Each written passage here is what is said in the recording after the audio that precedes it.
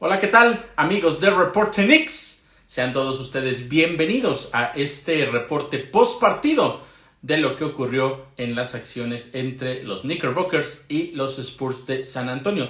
Un partido que terminaron ganando los de la Gran Manzana por marcador de 126-105. Una diferencia bastante amplia y que en realidad a lo largo de todo el partido prácticamente fue de esa manera. Los de la Gran Manzana fue a principios de la primera mitad únicamente, del primer periodo de hecho, cuando tuvieron una ventaja menor a doble dígito. Posterior a eso, incluso la mayor parte del partido fue mayor a 20 puntos, a excepción de algunos momentos que ya voy a platicar con ustedes, en los que los Spurs pudieron venir de atrás gracias, en realidad, a muchos descuidos por parte del equipo de la Gran Manzana. Una victoria muy importante porque sabíamos lo complicado que podía ser enfrentar a un jugador como Wemby, que viene con todas las expectativas del mundo, que se espera que sea nombrado el novato del año y que muchos lo ponen incluso como la futura gran estrella de la NBA. Vamos a ver qué es lo que sucede con él. La realidad es que su carrera apenas comienza.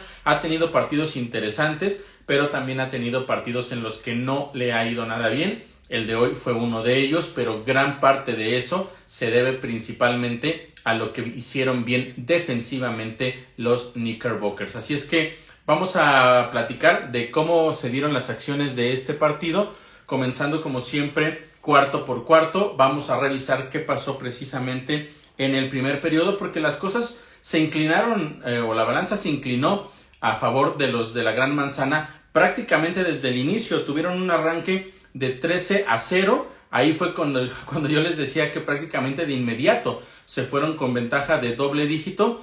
Tuvieron que venir los tiempos fuera por parte de Greg Popovich, pero ya los Knicks estaban en control del partido. 3 triples consecutivos, la verdad es que ese fue un factor también importante esta noche para los de la Gran Manzana. Y otro aspecto importante que ya les decía, la situación de Wemby. Sus primeros 3 tiros fueron erróneos, vinieron 3 intentos de 3, uno por ahí fue un airball.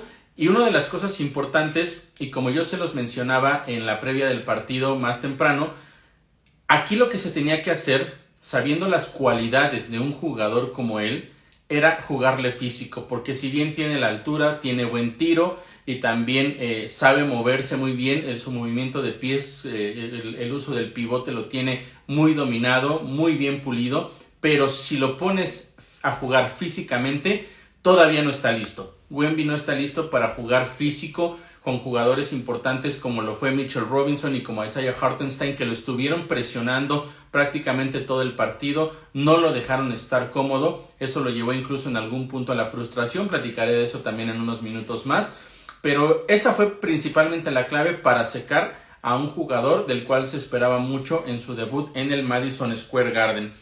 Así entonces los Knicks pudieron dominar y 8 jugadores en ese primer cuarto lograron conseguir puntos, entre ellos todos los 5 titulares. De hecho, 9 jugadores vieron acción, el único que no consiguió puntos fue Josh Hart, todos los demás pudieron conseguir puntos, empezando por RJ Barrett y Jalen Brunson, que tuvieron, RJ Barrett y Julius Randle, que tuvieron 6 puntos, Grimes y Mitchell Robinson 5, Brunson 4, Donte DiVincenzo e Immanuel Quickley, también Isaiah Hartenstein terminaron con 12 puntos ese primer periodo.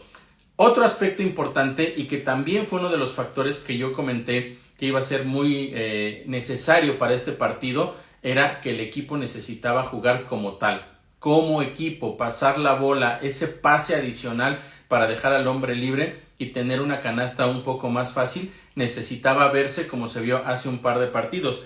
Y en ese primer cuarto fue un ejemplo muy claro. De las 12 canastas que consiguieron los Knicks, 9 vinieron precedidas de una asistencia. Además de que eso ayuda precisamente a lo que yo les comento, que sean tiros un poco más fáciles, y por eso el porcentaje de efectividad también se elevó. 52% de tiros de campo y 55% de tiros de 3. Vaya primer cuarto que tuvieron los Knicks, se fueron al frente por 17 puntos, el marcador 33-16. Se esperaba que el segundo cuarto fuera más o menos por el mismo camino, sin embargo, aquí empezamos a ver algunas fallas por parte del equipo de la Gran Manzana.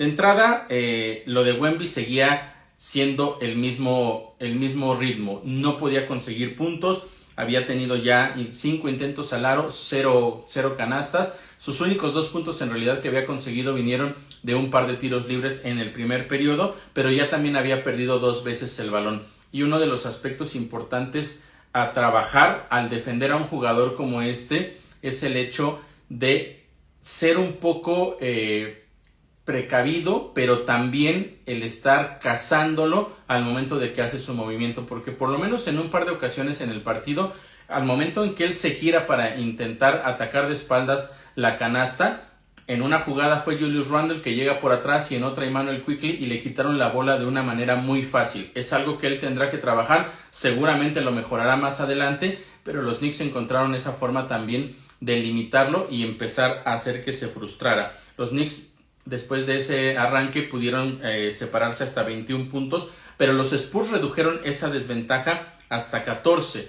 En esos momentos fue cuando los Knicks empezaban a generar un exceso de confianza y no fue en realidad el cuadro titular de los Spurs el que hizo regresar a este equipo, sino más bien fue la escuadra de la segunda unidad. Pero ya platicaré de eso en unos minutos para traerles las estadísticas. Los Knicks se volvieron a alejar por 21 puntos gracias a un extraordinario segundo periodo por parte de Immanuel Quickley, que solo en ese periodo consiguió 11 puntos y 5 de 7 intentos fueron efectivos. Un extraordinario segundo cuarto, como les mencionaba, y también de Jalen Brunson, que no había estado tan acertado como revisábamos en los números del primer periodo, pero consiguió 3 triples consecutivos y eso ayudó también a que ese momento que tenía el equipo de los Spurs no se pudiera ampliar y los Knicks pudieran seguir en control del partido. Pero insisto, la defensiva bajó su intensidad y eso terminó afectando precisamente en esos momentos. ¿Por qué? Al final los Knicks se volvieron a ir arriba hasta por 14, bueno, terminaron la primera mitad con ventaja de 14 puntos, pero habían estado arriba hasta por 21, y aquí es donde hay que revisar qué fue lo que pasó. Lo que yo les decía, la defensiva bajó la intensidad y en este caso los Spurs mejoraron precisamente también gracias a eso. Del 39% de efectividad que tuvieron los Spurs en el primer cuarto, en el segundo tuvieron un 58%. Gran parte de eso es, por supuesto, lo que ellos hicieron bien, pero otra parte, como les menciono, es la falta de intensidad de los Knicks al momento de cubrir a los jugadores de San Antonio, que les dejaban tiros un poco más fáciles, que dejaban de pelear algunos rebotes. Ese tipo de cosas eran las que sucedían y por eso se lograron acercar. En cambio, bueno, les decía de la situación de la banca. De los 51 puntos con los cuales se fueron al medio tiempo los Spurs, 26 puntos fueron de la segunda unidad. Y ahí es justo donde encajan las cosas que les acabo de mencionar. Salen los titulares, los Knicks bajan un poco la intensidad, los suplentes llegan con toda la energía, empiezan a encestar, toman confianza y de esa manera entonces fue que el partido se empezó a equilibrar, por decirlo de alguna manera. Insisto, no lograron ya después volver a poner ese partido con menos de doble dígito de separación. Los Knicks entonces arriba por 14 al medio tiempo, 51 a 65. El tercer periodo parecía que iba a ir cómodo y por momentos así lo fue. Los Knicks arrancaron con una racha de 8-2, con un triple de Quentin Grimes y también otro de R.J. Barrett, y al final lograron tener incluso una racha de 14 puntos.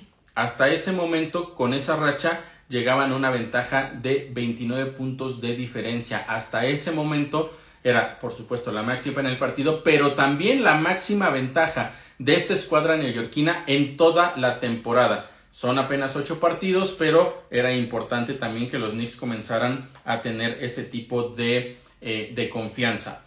Llegó entonces la primera canasta de Victor Wembanyama, que fue aproximadamente cuando faltaban 3 minutos por jugar, y ahí las cosas se estaban poniendo mal para los Knicks porque llegaban, como les decía, habían alcanzado de cualquier manera una ventaja de 29, la extendieron incluso hasta 30 puntos, y fue después de esta situación cuando vino la parte más oscura para Wemby en el partido, porque intenta hacer un movimiento de media vuelta, se encuentra con Isaiah Hartenstein que le comete una falta, se marca la falta por supuesto, pero fue una falta dura, fue directamente a cortar el movimiento, le pega en ambos brazos y al momento de que se va al suelo a Isaiah Hartenstein, pero estaba por ahí cerca Immanuel Quickley y Wemby le tira un manotazo, no le alcanza a pegar, incluso en la transmisión comentaron que necesitaba calmar un poco los ánimos porque las cosas no estaban bien para él.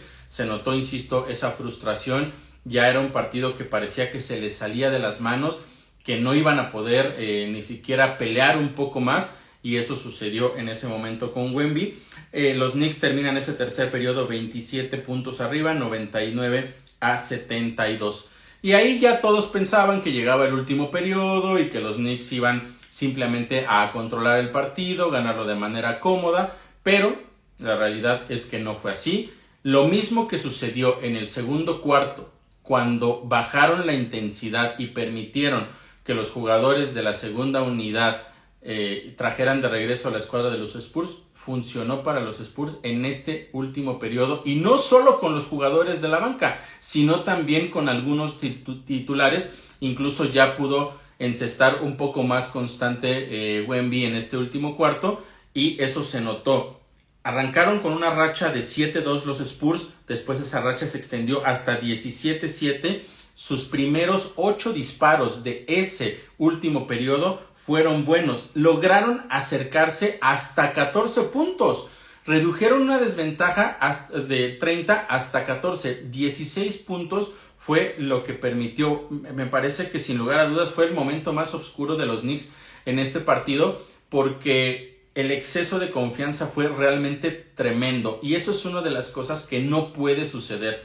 Si bien vas ganando cómodo, es normal que quizá bajes un poco la intensidad, pero cuando el rival se empieza a acercar de tal manera, cuando ellos se dieron cuenta de que bajaban de 20 puntos o rondaban por ahí de los 20 puntos, ellos debieron haber entendido que el partido se les podía ir de las manos, y no lo entendieron en ese momento. Tuvieron que pasar varios minutos para que los Knicks reaccionaran. Incluso todavía los Spurs le cometieron una falta y pudieron acercarse con los 2 tiros libres hasta 12 puntos. Sin embargo, los 2 fueron fallados. Al final, los Knicks terminaron reaccionando, volvieron a ampliar la ventaja. Primero se separaron otra vez hasta 21 puntos. Y en ese momento faltaban aproximadamente 3 minutos, poco más de 3 minutos por jugar. Y después de todo el esfuerzo que se había visto por parte de los jugadores de los Spurs, Greg Popovich toma la decisión de mandar a la banca a todos sus titulares, meter ya a los suplentes, pero ya con la intención de acabar con el partido. Entendió que ya no iban a poder hacer más, literalmente tiró la toalla, y los Knicks terminaron ganando ese partido, insisto, por 21 puntos, sí, pero con esa duda, o sea, porque se puede hablar de que fue una victoria cómoda porque siempre superaste al rival por doble dígito o en muchas ocasiones durante muchos minutos por más de 20 puntos. Sin embargo, esos lapsos en los cuales la intensidad baja, haces los tiros con menos, digamos, confianza, tiros menos seguros, dejas que el equipo rival tenga un poco más de libertades, eso es lo que va a necesitar ajustar Tom Thibodeau para los siguientes partidos, porque contra un rival, vamos a decirlo, débil como es este equipo de los Spurs, aunque tienen a Wemby, insisto, tendrá seguramente mejores partidos. Contra los mismos Knicks seguramente en algún momento podrá tener números más importantes, pero al final son un equipo joven, de hecho es el equipo más joven de toda la NBA, y eso debería ser un factor a favor de los Knicks.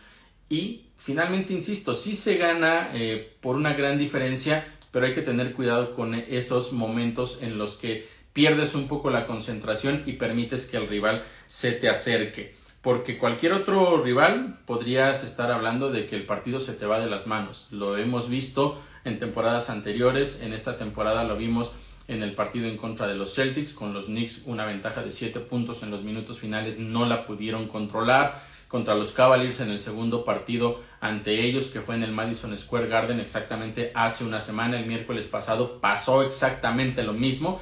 Entonces, hay que tener cuidado con esa situación. De las cosas buenas que hubo para la escuadra de los Knicks es que hubo muy pocas pérdidas de balón. Estaban acostumbrados a tener doble dígito en pérdidas de balón y en esta ocasión tuvieron únicamente 4. Iban para empatar el récord de franquicia, que eran únicamente 3, por lo menos hasta antes de que Tom Thibodeau también mandara al segundo equipo a la duela para terminar el partido. Estaban justamente en esa cantidad, pero al final, en ese tiempo basura, terminaron entregando un balón más y por eso ya no se pudo empatar esa marca, pero sin lugar a dudas es algo importante porque los Knicks lograron reducir esa estadística que es clave. Mientras ellos no pierdan el balón, van a tener muchas más posibilidades de ganar los partidos. Vamos a revisar rápidamente los números primero de los Spurs. Les decía la situación de Wemby, que terminó al final con 14 puntos, tenía solo 6 en los 3 primeros periodos, tuvo 8 entonces en ese último cuarto, terminó con 4 canastas de 14 intentos, apenas un 28.6% y 0 de 4 en triples. Lo que sí, estuvo perfecto desde la línea de libres, 6 de 6, consiguió también 9 rebotes y 2 asistencias. Esos fueron los números del jugador que hoy todos esperaban ver en acción acá en el Madison Square Garden. No tuvo la mejor de sus noches, pero insisto, no todos los partidos van a ser así. Sin embargo, sí va a ser importante que los equipos que lo enfrenten posteriormente y los Knicks cuando lo vuelvan a enfrentar, que será el segundo partido allá en San Antonio, que sigan manteniendo esa situación de trabajar la parte física, de incomodarlo para que no pueda tener la tranquilidad de ir a la canasta. Eventualmente no va a poder suceder, eventualmente tendrá que encestar sus tiros y hacer buenos movimientos, le van a cometer faltas, pero entre más puedas presionarlo de esta manera, es uno de los factores importantes para empezar a limitarlo. Y ahora vámonos con el lado de los Knicks, que tuvieron a 3 jugadores con más de 20 puntos, empezando por Jalen Brunson, que tuvo una noche también extraordinaria y que consiguió triples en momentos clave, como les decía, esos triples consecutivos que tuvo por ahí en el segundo cuarto. También en el último periodo, cuando se estaba acercando a la escuadra de los Spurs, tuvo un triple importantísimo de prácticamente media duela, quizá un par de pasos adelante y después también otro más cercano, y con eso prácticamente los Knicks aseguraron la victoria.